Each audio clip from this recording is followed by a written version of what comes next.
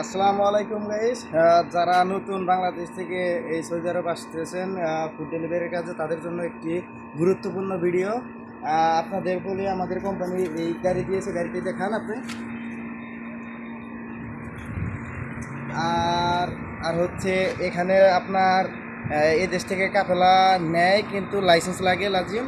আর যদি আপনি বাংলাদেশ থেকে নতুন আসতে চান, তাহলে আপনার লাইসেন্স কোম্পানি দিবে এবং আকামাও কোম্পানি দিবে।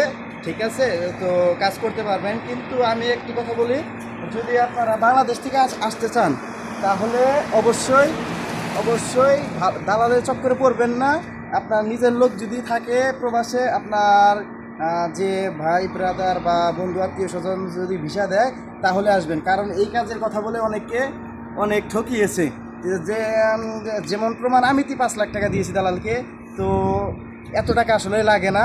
ঠিক আছে, আপনারা বুঝে শুনে দেখে তারপর আসবেন। ঠিক আছে, তো আরও নতুন নতুন ভিডিও পেতে, এই ফুড ডেলিভারি কাজের তথ্য পেতে আমাদের চ্যানেলটি অবশ্যই ফলো করেন। ইউটিউব চ্যানেল আছে, সেখানে সাবস্ক্রাইব করবেন।